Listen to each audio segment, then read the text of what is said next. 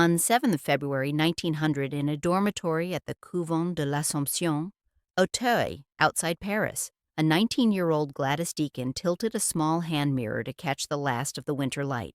The convent register lists her simply as Mademoiselle Deacon Américaine, one of several girls practicing French dictation and posture beneath crucifixes and framed saints.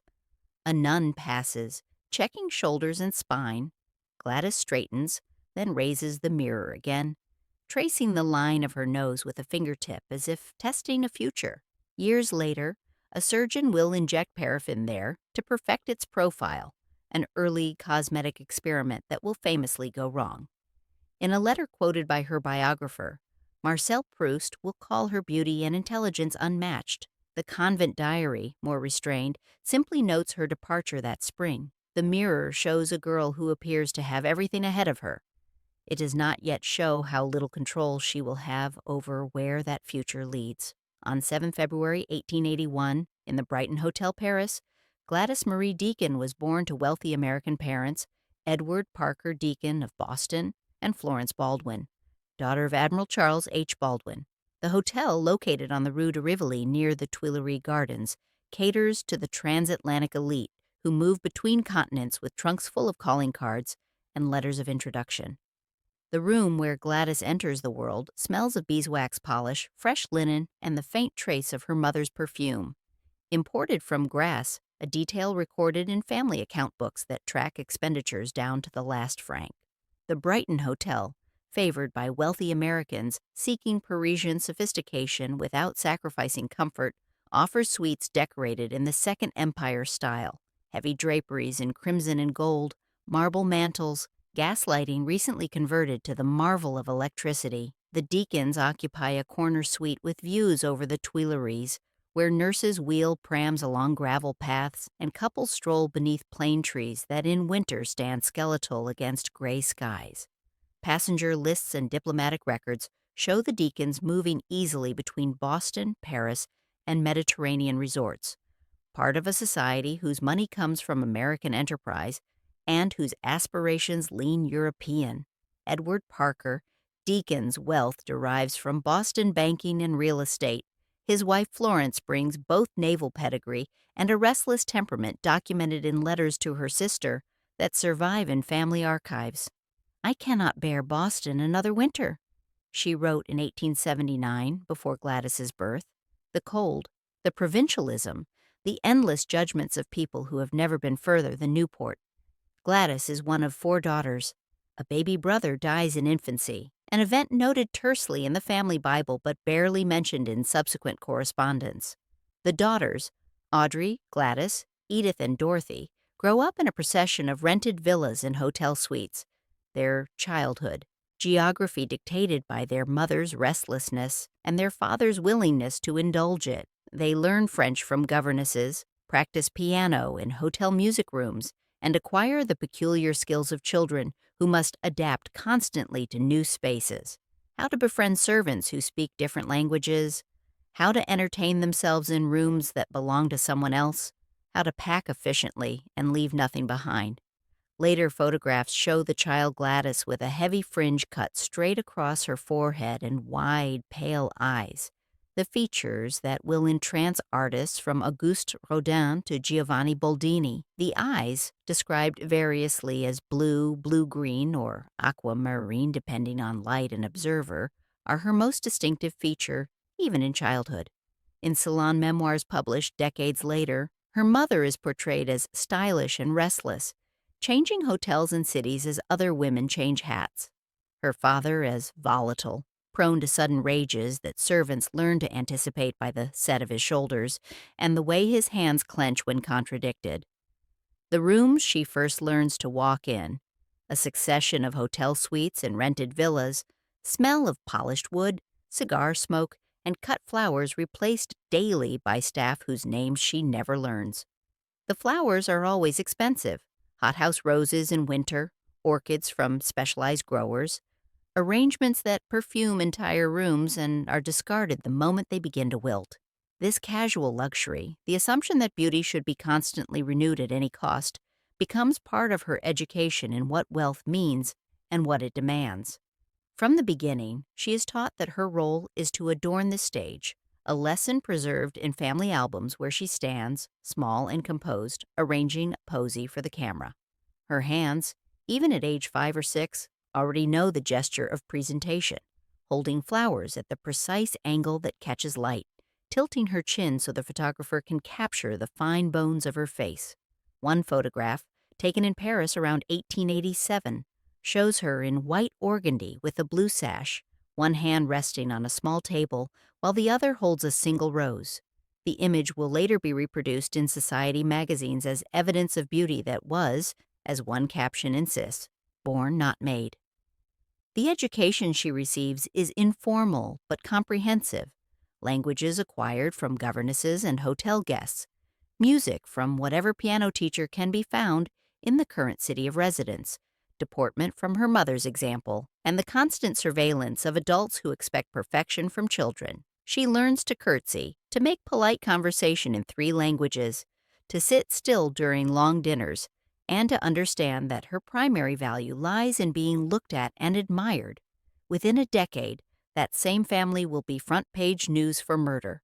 On 18th of February 1892, at the Hôtel Splendide in Cannes, Edward Parker Deacon forces his way into his estranged wife's suite and fires 3 shots at Émile Abbé, her French lover, killing him. Court reports describe the furniture overturned, a Louis XV settee pushed against the door, a side table knocked sideways, a Chinese vase shattered on the parquet floor, and a sofa used as a shield before the 3rd bullet found its mark.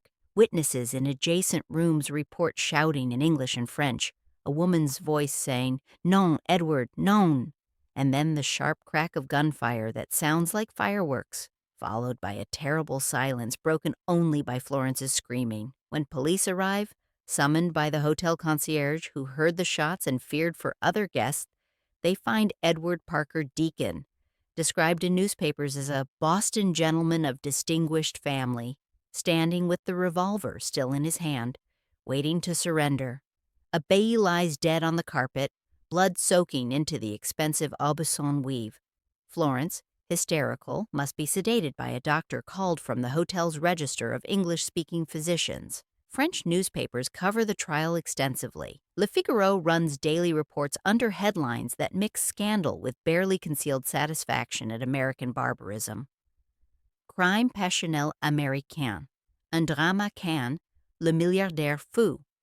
Edward is convicted but sentenced leniently.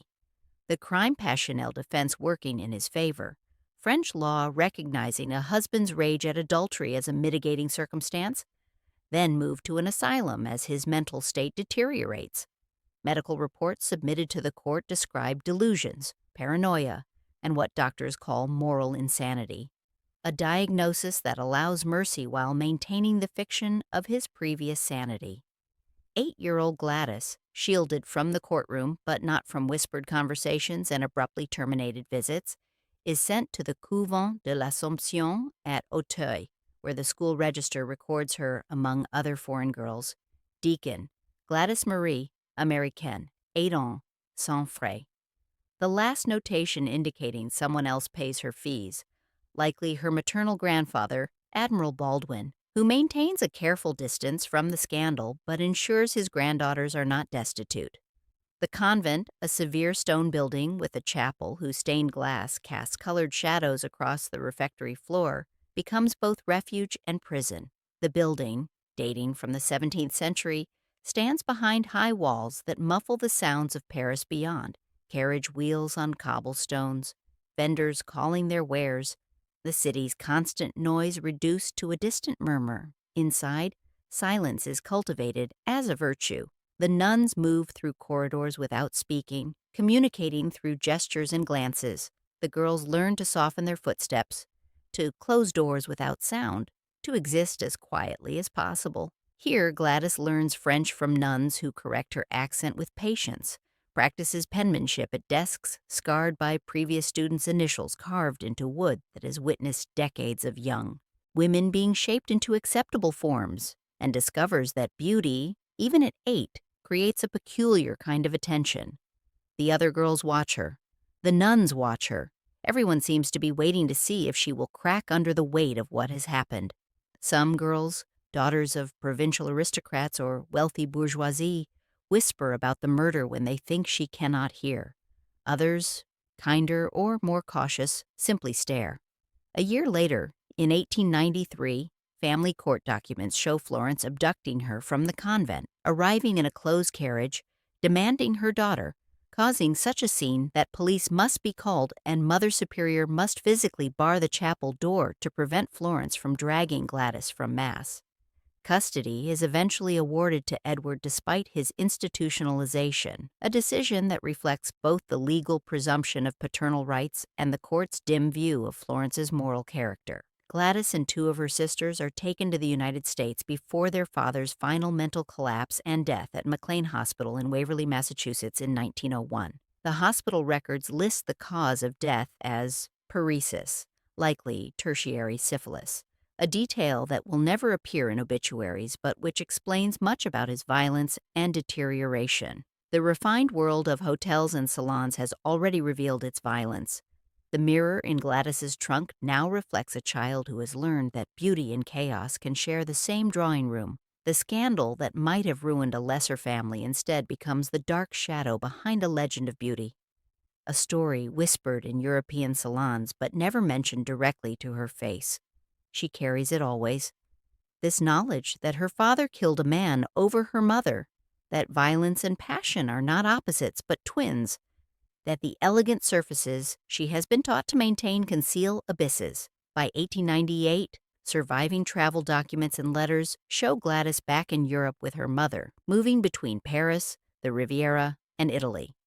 The years in America, lived with relatives in Boston and Newport, surrounded by cousins who knew the scandal but spoke of it only in lowered voices, have given her a veneer of American confidence that complements her European polish. She has learned to present herself as simply an American heiress traveling abroad, omitting the darker chapters of her history unless directly confronted. Florence, now separated from her husband and living on a substantial settlement negotiated by lawyers, has reinvented herself as a widow in spirit, hosting small salons and collecting artists and intellectuals the way other women collect porcelain. The reinvention is strategic. Florence, who might have been ostracized, instead becomes a figure of romantic tragedy, the beautiful woman trapped in marriage to a madman, forced to seek affection elsewhere, nearly killed for her transgression. The narrative, carefully cultivated through sympathetic journalists and well-placed friends, allows her to maintain social position while living essentially as she pleases. Gladys watches and learns.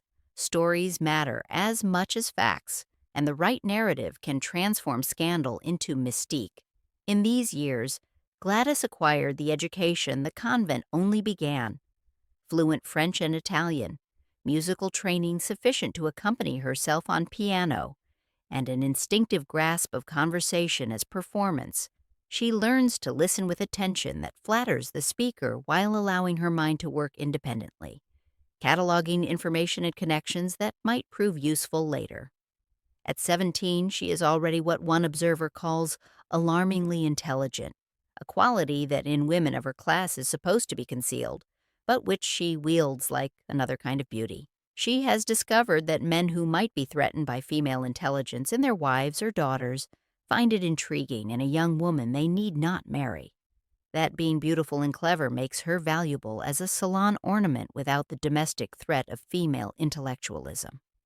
At Villa Tatti near Florence, the Renaissance villa where art historian Bernard Berenson and his wife Mary hold court, she is a frequent guest. The villa, purchased by the Berensons in 1900, sits on a hillside overlooking the Val d'Arno, its gardens terraced with lemon trees and its library filled with the books and photographs Berenson uses for his connoisseurship work. The house becomes a pilgrimage site for anyone interested in Italian Renaissance art. To be invited to I Tatti is to be admitted into the inner circle of aesthetic authority. The villa's library, its walls lined with leather-bound volumes and its windows overlooking Tuscan hills, becomes a different kind of schoolroom. Here she debates aesthetics with Berenson, flirts intellectually with visiting scholars, and perfects the art of being simultaneously ornamental and formidable. Letters quoted by Hugo Vickers show her sending Berenson a thistle from Paris as a tiny souvenir of my pleasant character.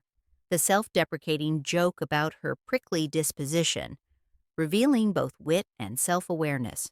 The gift is characteristic, beautiful enough to preserve in a vase, but sharp enough to draw blood, a perfect emblem of how she wants to be seen. Berenson, who will later write extensively about their friendship in letters preserved at Itali's archives, describes her in terms reserved for works of art. The quality of her profile reminds him of certain Botticelli Madonnas. The particular shade of her eyes recalls glazes on Renaissance ceramics. The way light catches in her hair suggests Venetian painting techniques. His letters to his wife analyze Gladys with the same attention he gives to paintings, noting the architectural perfection of her features and what he calls her divine intelligence. Whether he realizes he is treating her more as an artifact than a person remains unclear. Perhaps the distinction does not occur to him, his life being devoted to the study of beautiful objects. Writers from Marcel Proust to later Blenheim Palace guides will repeat his line about her. I never saw a girl with such beauty, such magnificent intelligence, such goodness and charm. The praise, widely circulated in memoirs and society columns, becomes part of her legend, a kind of certificate of authenticity that follows her into every salon. To be praised by Berenson is to be validated, not just socially but aesthetically, one's beauty confirmed by an expert in beauty. In portrait photographs of this period, she tilts her hand mirror toward the lens, an almost theatrical acknowledgement that she understands the gaze being directed at her.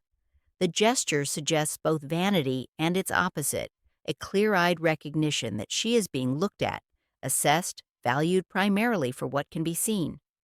The mirror becomes her prop, her tool, her way of signaling that she knows she is a spectacle and has chosen to embrace rather than resist that role.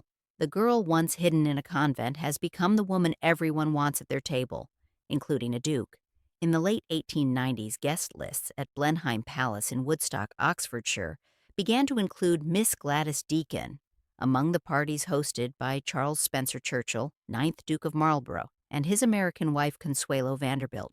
The palace, built between 1705 and 1722 by architect John Vanbrugh and given by a grateful nation to the first duke after his military victories over Louis XIV, represents England at its most monumentally confident. Over 200 rooms sprawling across 7 acres of building, a library 180 feet long lined with 10,000 volumes, and state apartments hung with tapestries depicting the Battle of Blenheim.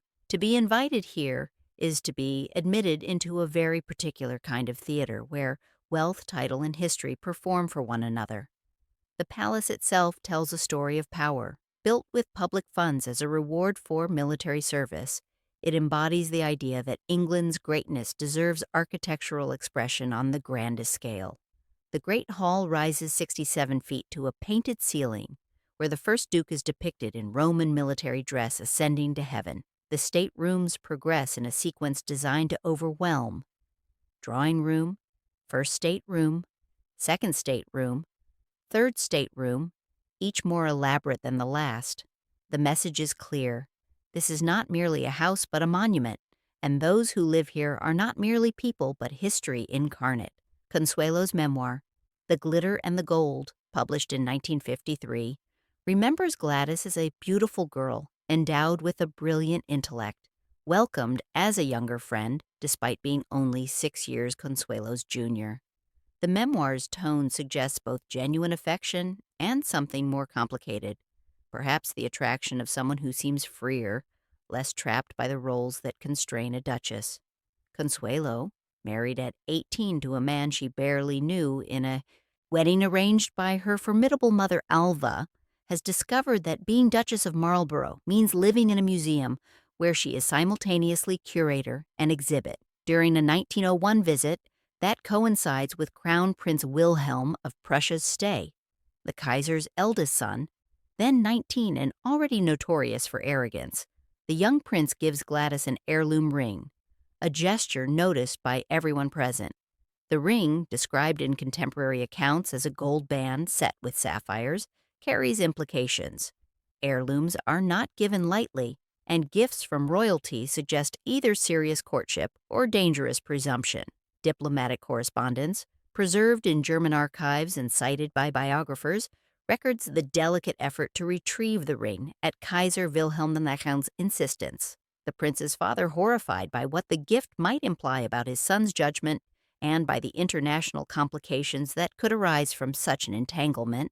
In Blenheim's mirrored saloon, under trompe-l'oeil ceilings where painted figures seem to descend from clouds, Gladys studies her reflection in the polished glass between dances. The room, designed to multiply images and create spatial confusion, makes one woman into many.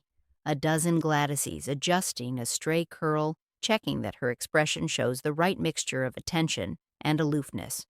The mirrors are both tool and trap. They allow her to monitor her performance while constantly reminding her that she is being watched, that her value lies in the image she presents. Somewhere between politeness and calculation, she is learning how her beauty operates in a room built to display power. She watches Consuelo perform the role of Duchess, gracious, correct, essentially unhappy in ways that show only to those who know where to look, and understands that marriage here is architecture, something built to last, not necessarily to be lived in comfortably. The observation is filed away, a piece of knowledge she will use when her own opportunity comes. The palace's guest books from this period record her visits 2 or 3 times a year, stays of a week or 10 days during which she walks the gardens with Consuelo, takes tea with visiting diplomats, and sits for sketches by artists invited for the shooting parties. In photographs from these years, she appears in boating parties on the lake, in groups arranged on the palace steps, always positioned where light will find her face. The camera loves her. The Duke, observers begin to notice, watches her with an attention that exceeds mere courtesy. His gaze, captured occasionally in photographs where he stands at the edge of a group looking not at the photographer, but at Gladys, suggests fascination that goes beyond the aesthetic appreciation of a beautiful guest. Before long, she will imagine herself not as a guest in these galleries, but as a mistress. Around 1903, at the age of 22, Gladys visits a Paris surgeon. Identity unrecorded, possibly one. Of the pioneering cosmetic practitioners working discreetly from consulting rooms near the Place Vendôme, to have paraffin wax injected into the bridge of her nose. The procedure, an early cosmetic intervention meant to straighten its line and raise the bridge slightly, promises the neoclassical profile favored in portraits and sculptures. Paraffin injection, introduced in the 1890s, is considered a medical miracle, a simple procedure that can reshape features without surgery, performed in an office visit and requiring no recovery time. For a woman whose face has been called her fortune, whose beauty has been analyzed in salon conversations and art critiques, whose profile has been compared to classical statuary, the risk seems worth taking. The nose, she has decided after years of studying herself in mirrors, is fractionally less perfect than the rest. A slight bump on the bridge, a width that in certain lights seems too broad. The imperfection is minor, invisible to most observers, but to someone who knows she is constantly being looked at, evaluated, compared to art and to other beauties, even minor flaws become intolerable. The surgeon, whose name does not survive in records, but who was likely trained in Germany, where cosmetic procedures were most advanced, injects liquid paraffin into the bridge of her nose using a hypodermic needle. The procedure is painful but brief. The results seem immediate and miraculous. The bridge rises and straightens. The profile in the mirror matches the ideal she has carried in her imagination. For months, perhaps a year, she believes the gamble has paid off. Accounts from Hugo Vickers's biography and later essays agree on the outcome. At first, the result seems miraculous, the profile more refined, the face in photographs even more striking. Then, gradually, the wax begins to migrate. Tissue responds to the foreign substance by forming lumps.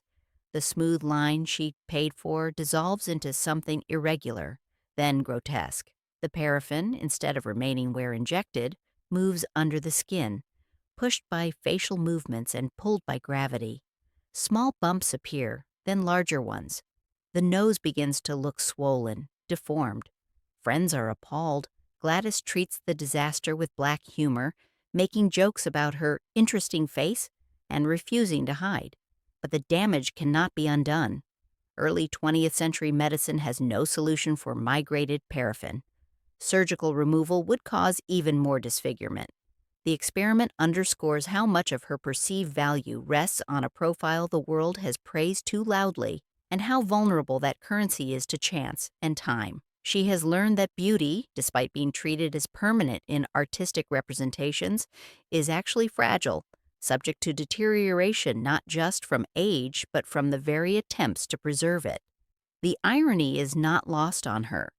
In trying to perfect herself, she has damaged the face that was already considered perfect by others. India, Giovanni Boldini and others continue to paint and draw her, some of the most famous images dating from the 1910s in Paris and London.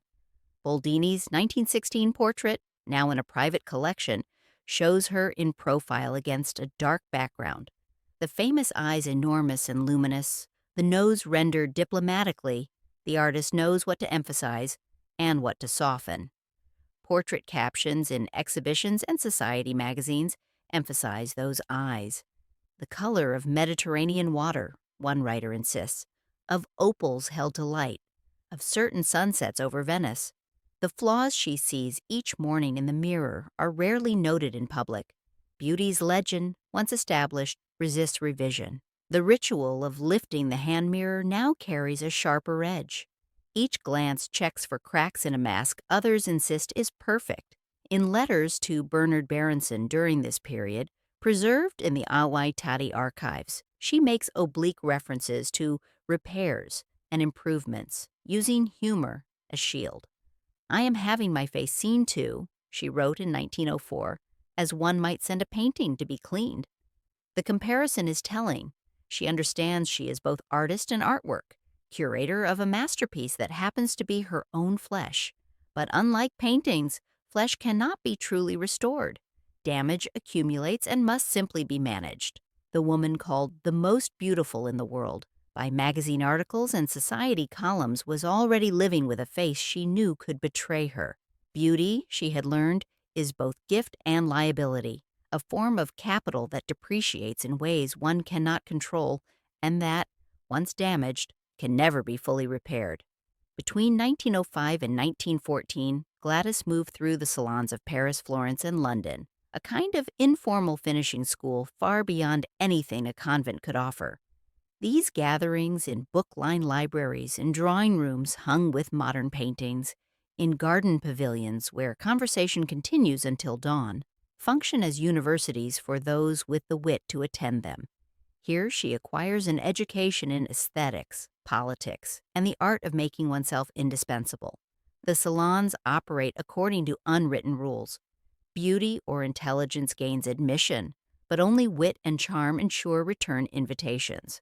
One must contribute to the conversation without dominating it, must flatter without seeming sycophantic, must remember everything said while appearing to be entirely in the present moment. Letters and memoirs place her with American lawyer and diplomat Walter Berry, whose salon in Paris attracts writers and diplomats, with Bernard Berenson at Itati, where art historians and collectors debate attributions over wine and pasta, with novelist Edith Wharton in her apartment on the Rue de Varenne, where literary conversation mingles with sharp social observation. She speaks several languages fluently, moving between French, Italian, German, and English mid-conversation.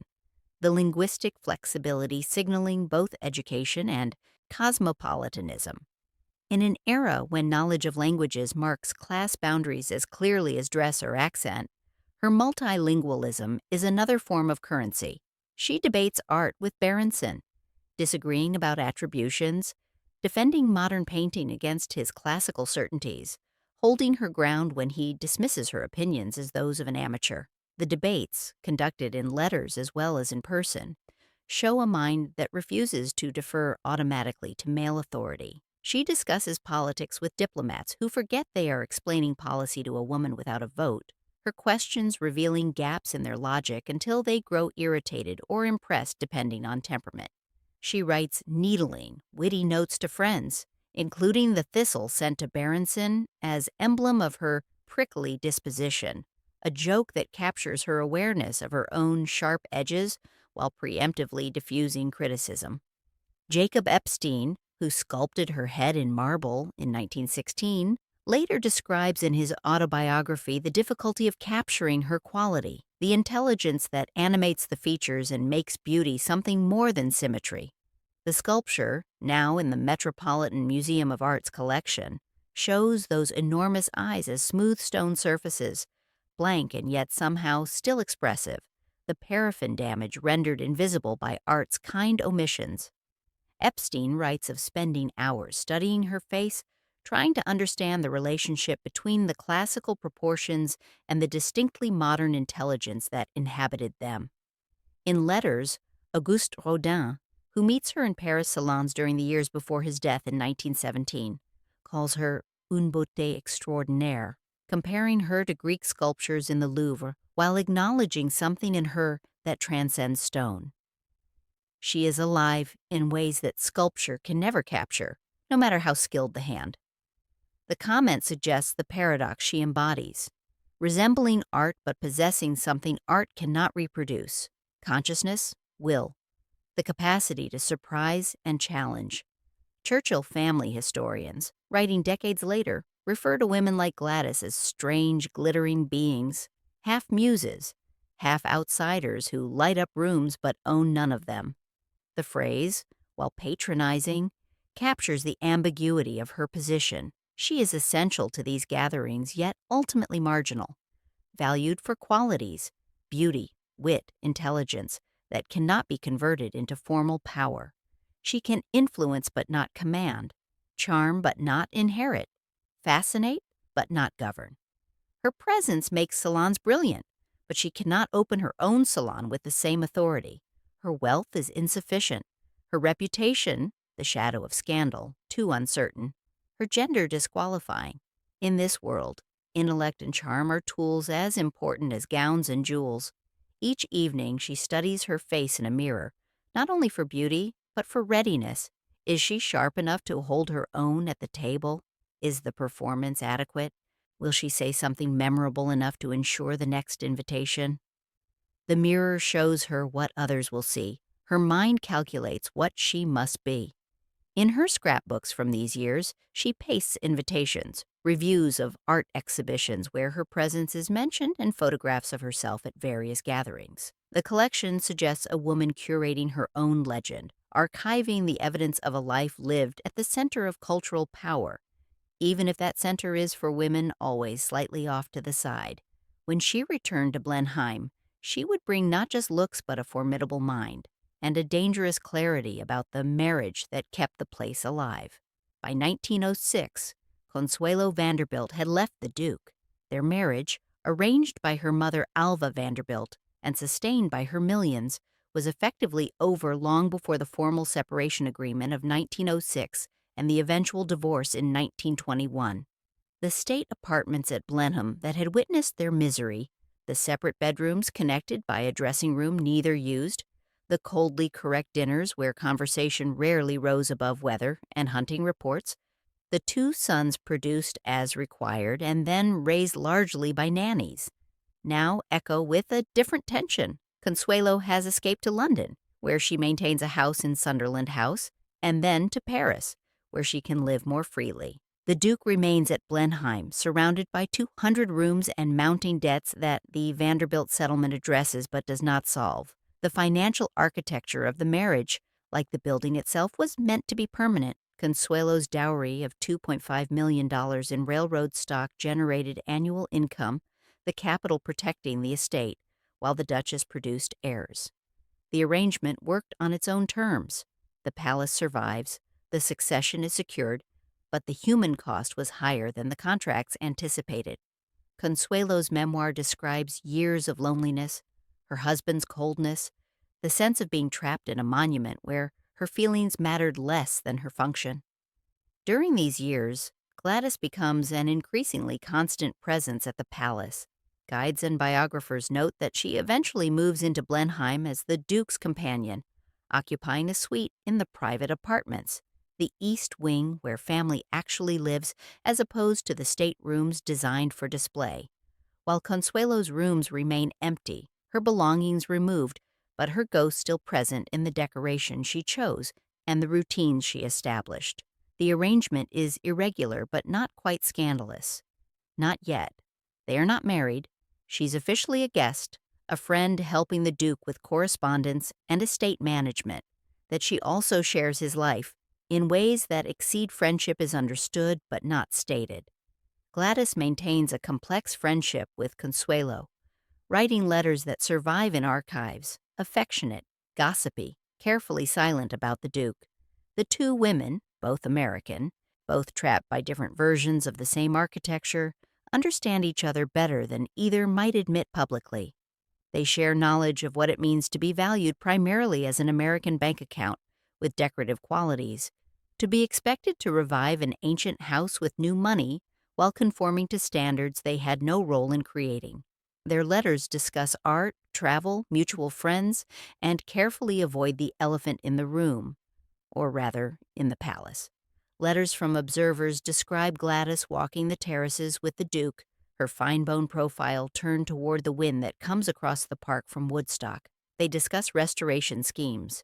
The water terraces, designed by French architect Achille Duchesne between 1925 and 1930, need repair even before completion.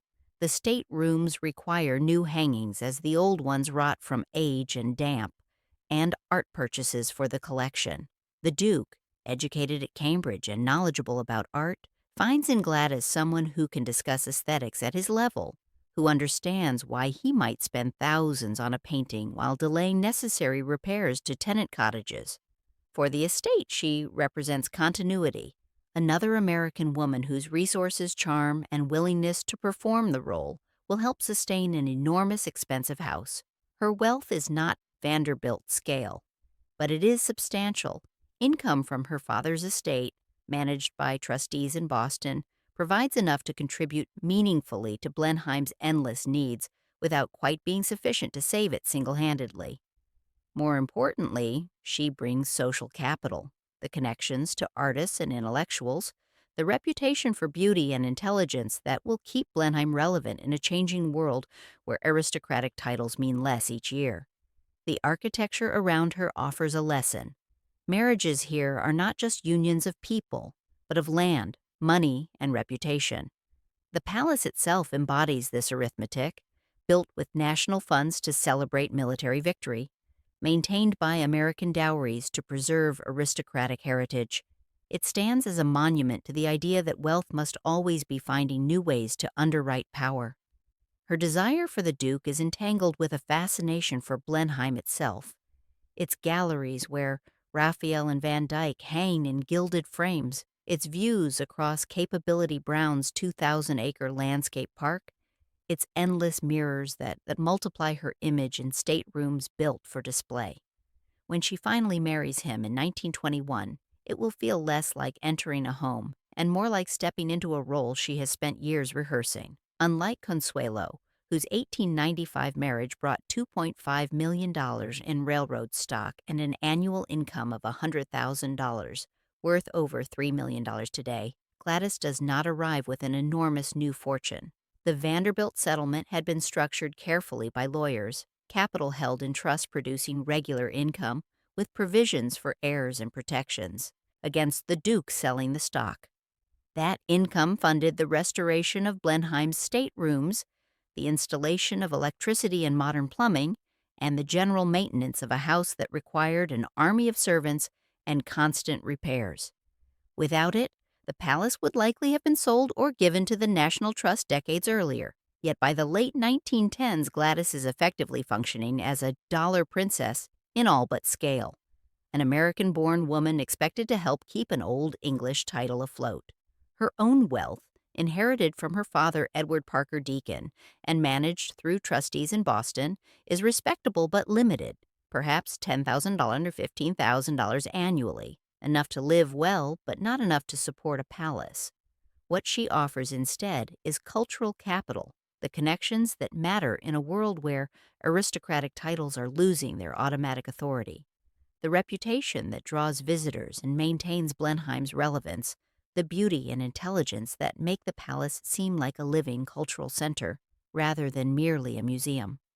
Biographical reviews emphasize that she enters this role with eyes open, fully aware of the failures of the first Marlborough marriage. She has watched Consuelo's unhappiness at close range, has seen how the architecture of duty can become a prison, how wealth without affection creates a marriage that functions as economic arrangement but not as human relationship. Yet she persists, drawn by ambition, genuine fascination with the Duke, 17 years her senior, educated, articulate, and sharing her interest in art. Or perhaps a belief that she can succeed where Consuelo failed. She has spent years observing, learning, and preparing. Surely she can avoid Consuelo's mistakes.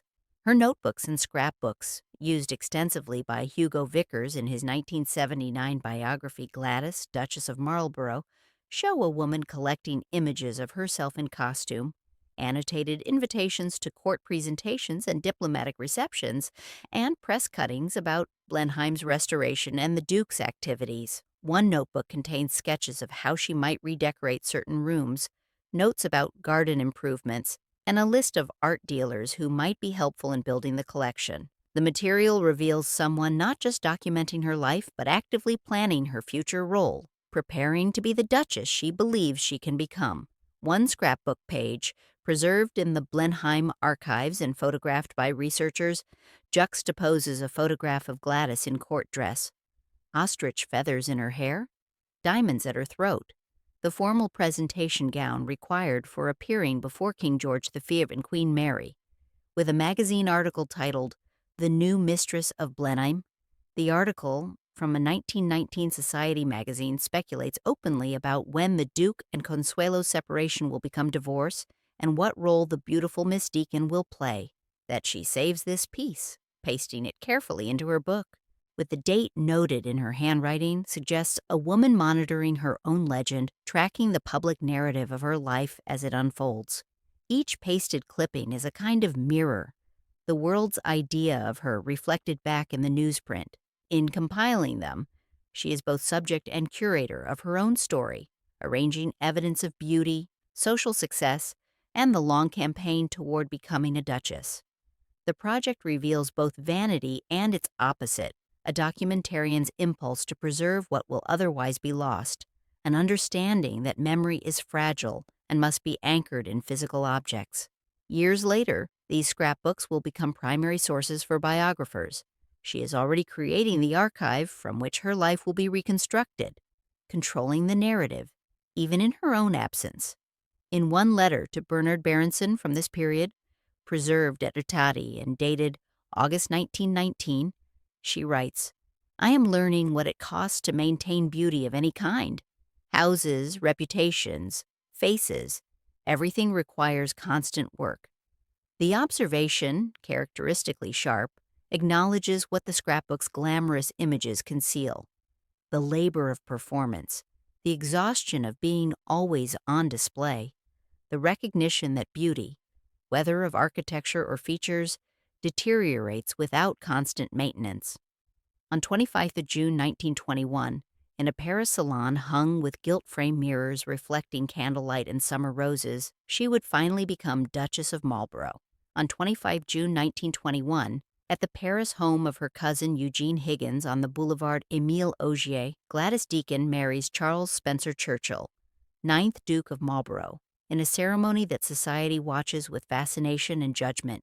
The apartment, a grand Belle Époque space occupying an entire floor with tall windows overlooking the Bois de Boulogne, has been arranged for the occasion. Flowers from the best florists on the Rue de la Paix, champagne from the Duke's own cellars at Blenheim, shipped across the Channel for the occasion, and a carefully edited guest list that includes decorator Elsie de Wolfe, several minor European royals whose titles impress without creating diplomatic complications, and enough witnesses to make the event official, but not so many that it becomes a spectacle. The choice of Paris rather than London for the wedding is strategic. French law allows divorced persons to remarry without the social stigma that still attaches to such unions in England, and Paris offers distance from British newspapers that would scrutinize every detail. The Duke's divorce from Consuelo, granted earlier that year after lengthy negotiations and a special act of Parliament, has been expensive in every sense, financially, socially, and emotionally. This second marriage must be handled carefully to avoid further scandal. Guests include Linda Porter, wife of composer Cole Porter, whose diary entry for that day calls it the most incredibly vulgar performance I have ever witnessed. A remark quoted frequently in essays about Gladys, becoming almost as famous as Proust's praise. What exactly Linda Porter found vulgar remains unclear from her surviving papers. The marriage itself, after 20 years of waiting, the bride's age, 40, suggesting desperation rather than triumph, the visible presence of history, scandal, divorce, transatlantic scheming, in a ceremony that should represent new beginnings, or perhaps simply the atmosphere of relief rather than joy. Everyone present understanding that this marriage is practical arrangement as much as romantic union.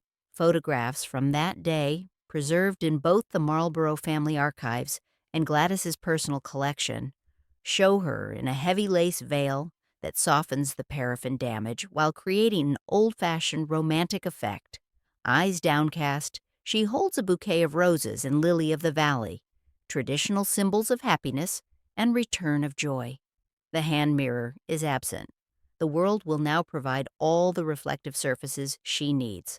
Her dress, by a Paris couturier whose name does not survive in records, is understated.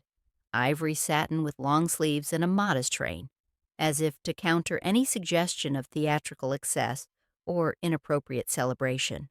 The Duke, at 52, appears dignified and slightly wary in photographs, as if already calculating the costs of this decision.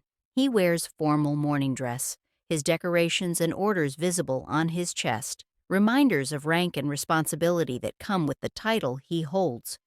In one photograph, he stands beside Gladys with his hand on her arm, the gesture suggesting both possession and protection, or perhaps simply the awkwardness of two people who have been lovers for years now, performing as bride and groom. Within months, she was installed at Blenheim as Duchess, presiding over state dinners and garden parties.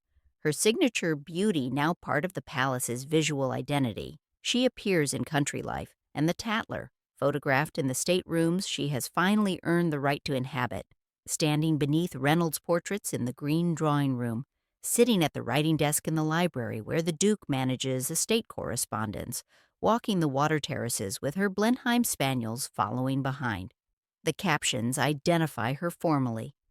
Her Grace the Duchess of Marlborough at Blenheim Palace, the title conferring a legitimacy that 20 years as the Duke's companion could not provide.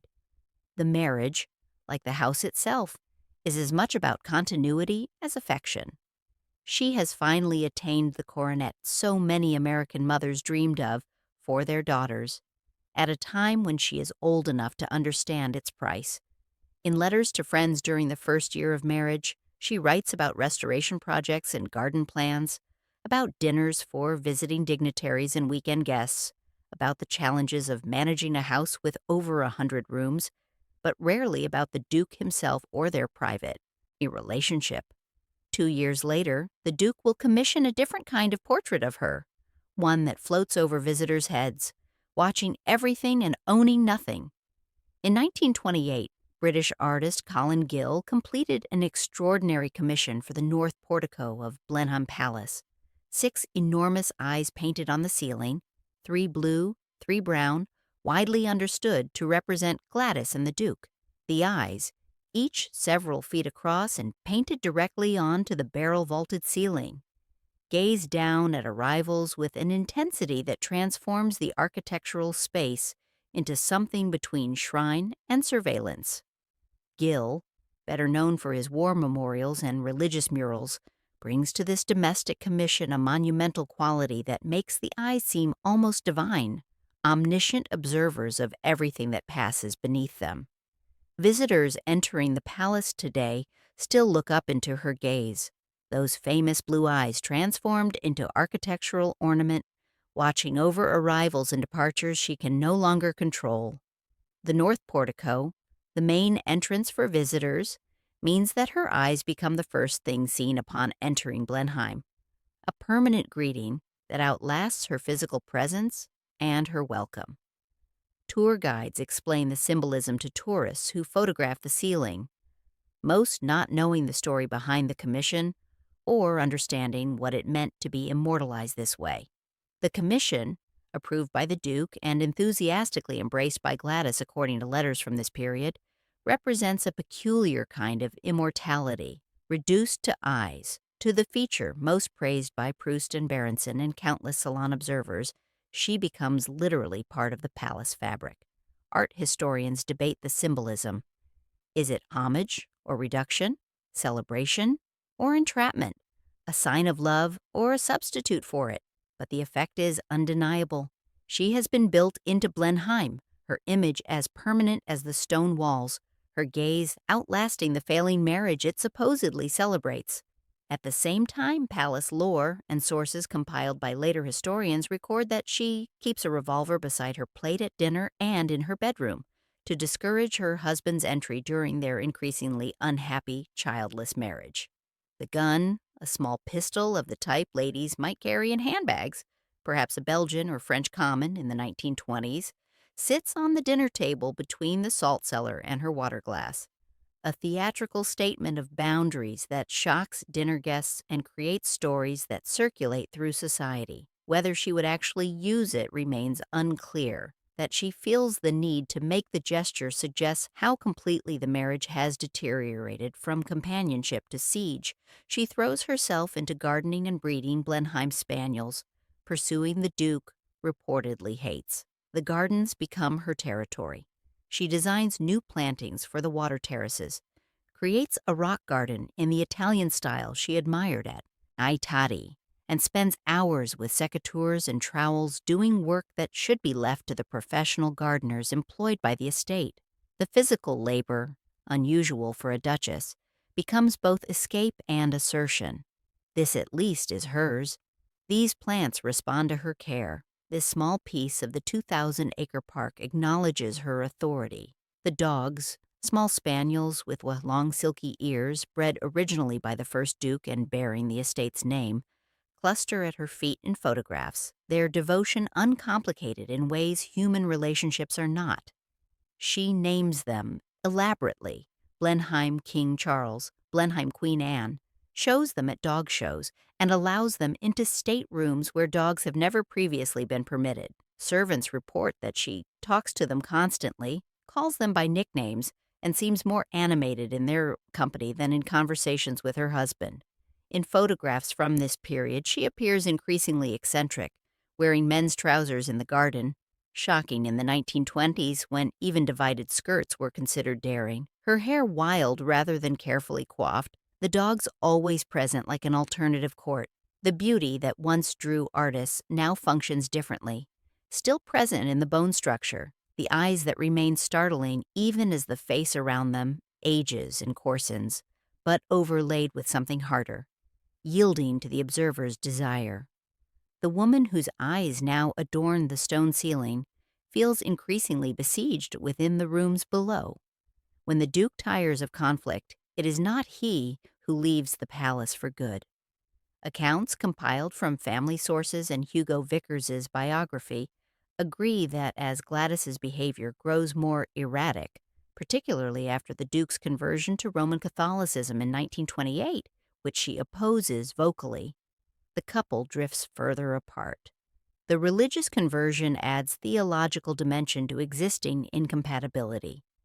She attends Anglican services in Woodstock Village Church, where she sits in the Marlborough pew that has been reserved for the family since the church was built, while he drives to Catholic Mass elsewhere, seeking a spiritual consolation that his marriage does not provide.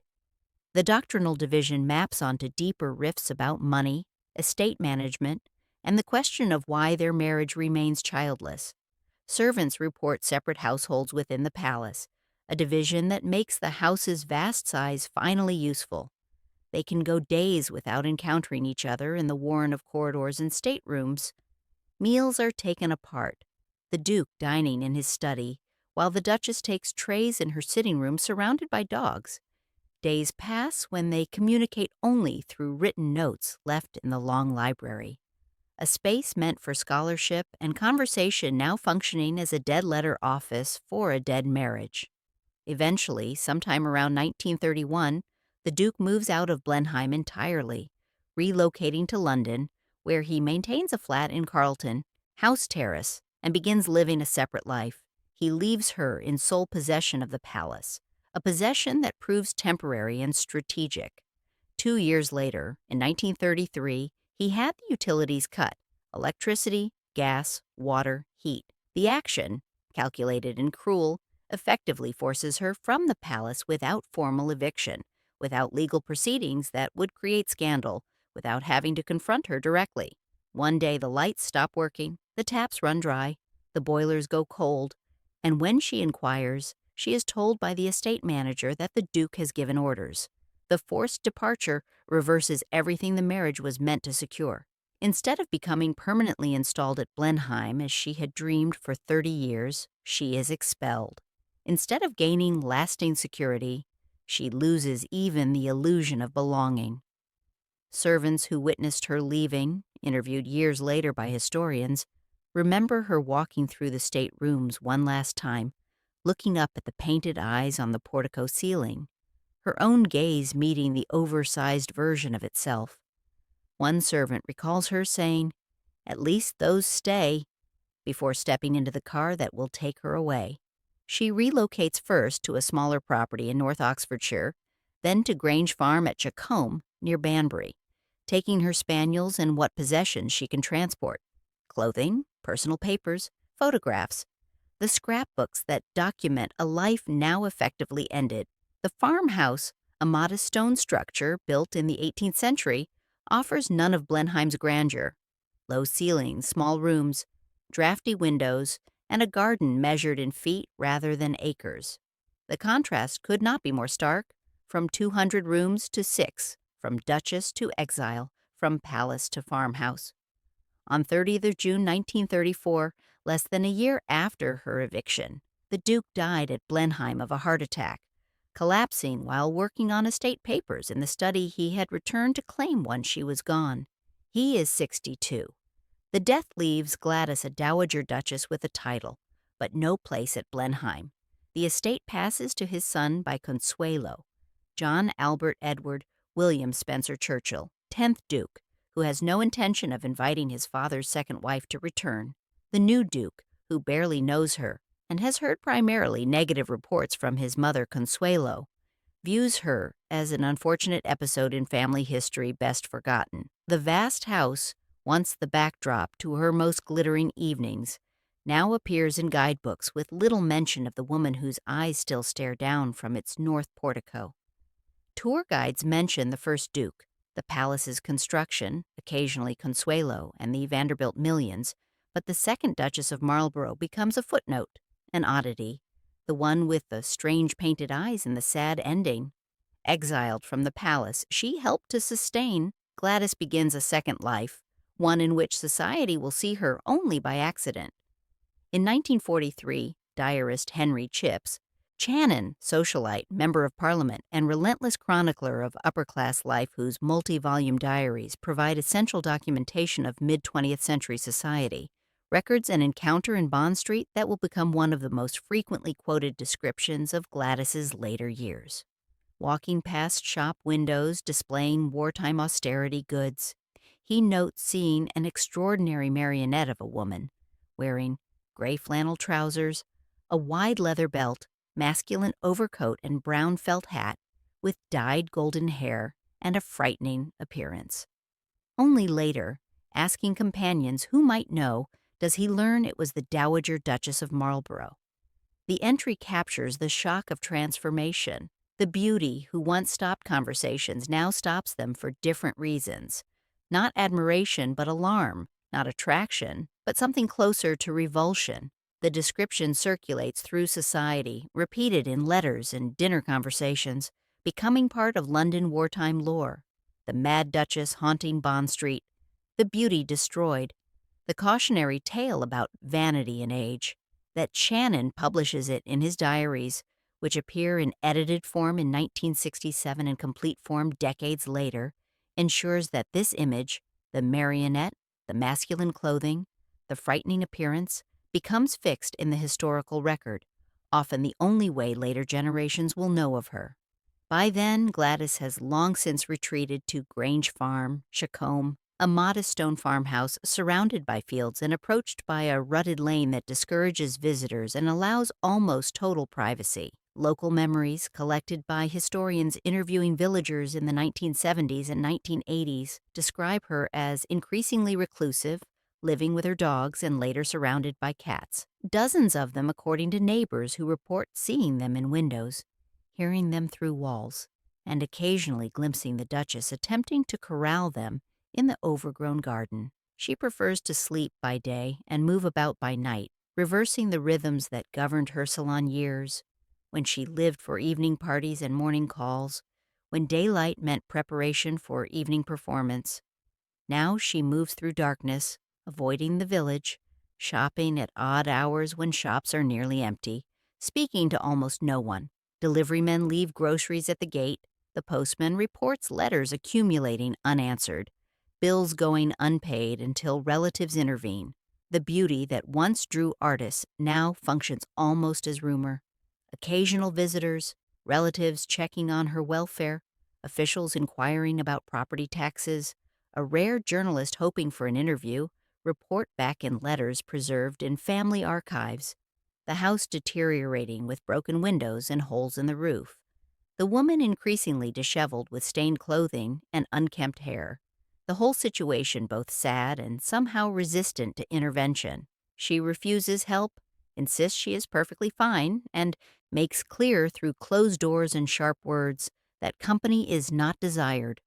Her face, when glimpsed through windows or in brief encounters at the village shop, shows the paraffin damage more pronounced with age, lumps and irregularities that make the bone structure beneath harder to read, the legendary profile now distorted by the very attempt to perfect it decades earlier.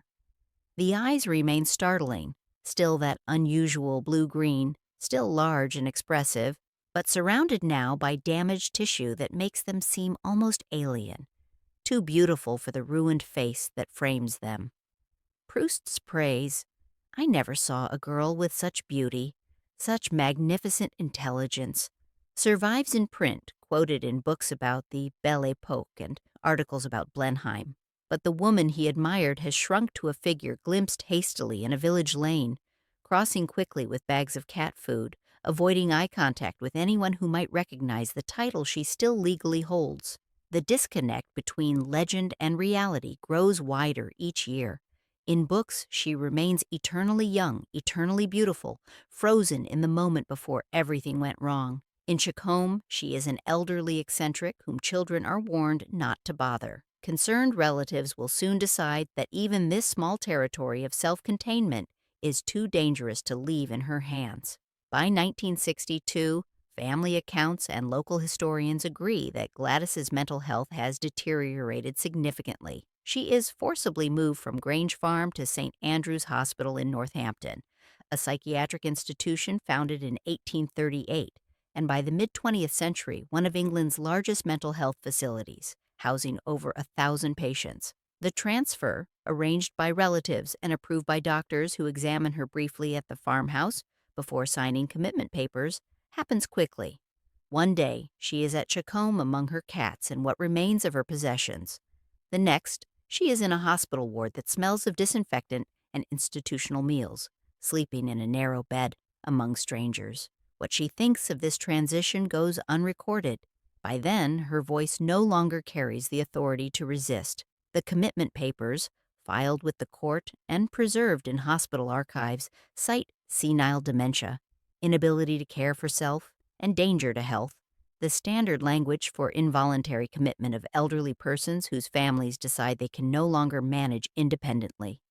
Whether she was truly incapable or simply unwilling to live according to others' standards remains unclear. The distinction in 1962 Britain matters less than the authority of relatives and doctors to make the decision. She will live at St. Andrew's for the last 15 years of her life, a period documented primarily through hospital records and the occasional mention in newspapers when her title makes her briefly newsworthy: Dowager Duchess in Mental Hospital. One headline reads, "The story providing minimal details, out of respect for privacy, or perhaps simple lack of interest." The hospital, located in Northampton's outskirts on 130 acres of landscape grounds, houses hundreds of patients in Victorian buildings that were modern in 1838, but by 1962 feel Gothic: high ceilings, long corridors with polished linoleum floors, barred windows that look onto grounds patients may walk during supervised hours if their behavior permits. Here, among women and men whose afflictions range from depression to schizophrenia, from senile dementia to what hospital records vaguely call nervous disorders, the former Duchess of Marlborough becomes simply Mrs. Churchill, the title she claimed in private life, stripped of its ducal prefix. Other patients do not know who she was. Staff members who learn her history share it as curiosity. Ward C has the Duchess of Marlborough, the one who was so beautiful. But beauty means nothing here. Titles carry no weight, and the past is just stories that may or may not be believed. Hospital records, portions of which are quoted in later biographies after being released under Freedom of Information request, describe a quiet patient who keeps to herself, reading when books are available, occasionally writing letters that hospital staff later discover are addressed to people long dead. Bernard Berenson, died 1959. The Duke of Marlborough, died 1934. Even her mother Florence, died 1927. The letters are collected but not mailed, filed in her records as evidence of confusion, though their contents, discussing art, describing gardens, asking questions about estate management, suggest a mind still engaged with the concerns of her earlier life, simply unaware that the addressees are gone.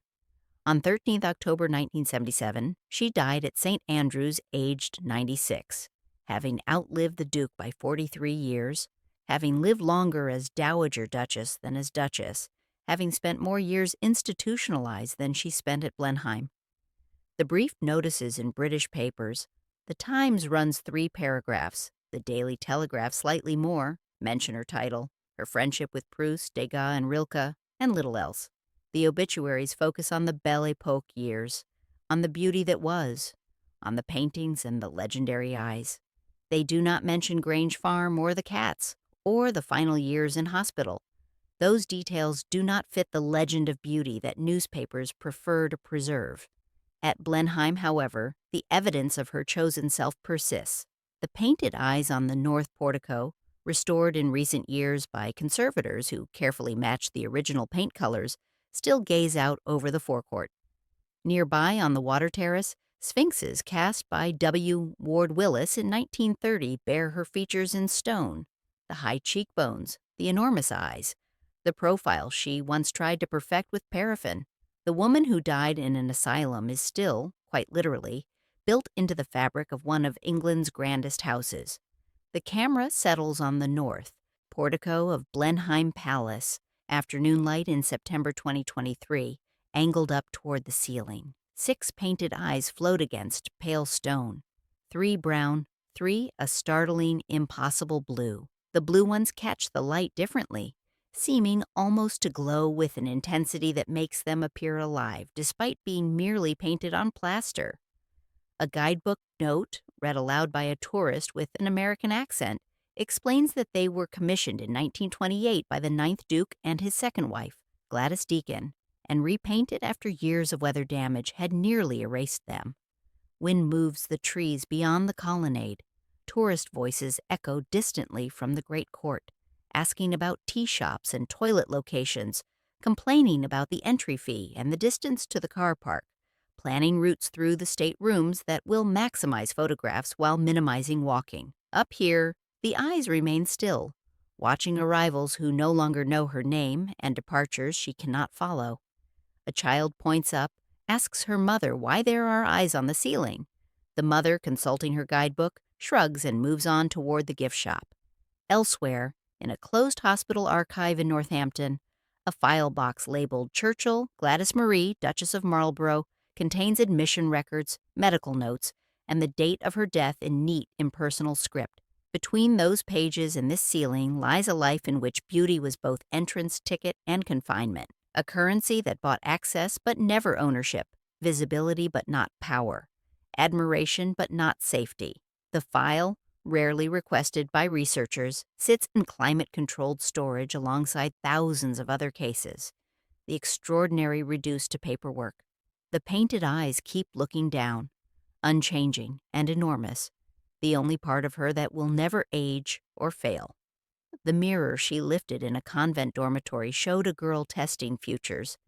The mirror in the farmhouse at Chacombe showed a woman alone with time's evidence. These painted eyes show neither past nor future, only an eternal present tense of watching. They are all that remains of a woman who was told her value lay in being looked at, and who discovered too late that being seen and being known are different things entirely. Tour guides pass beneath without looking up, leading groups toward the state rooms where entrance fees justify themselves through spectacle, tapestries, portraits, the famous library, the room where Churchill was born, the story of the second Duchess, the American beauty who became a recluse, is omitted from most tours. Too sad, too complicated, too much of a downer for people who have paid to see grandeur. But the eyes remain, blue and brown, watching everything and owning nothing. The mirror finally shows what it always showed. Not the future she imagined, but the one that was always waiting. Beauty transformed into architecture, presence into absence, the woman herself replaced by the image she cultivated. In the end, she got exactly what she seemed to want, to be part of Blenheim forever. She just didn't understand that forever would mean outlasting herself.